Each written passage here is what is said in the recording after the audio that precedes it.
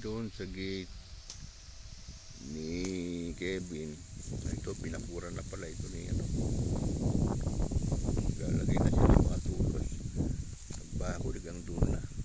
Ito, this is part of our property. Hanggang doon sa baba sa sapa.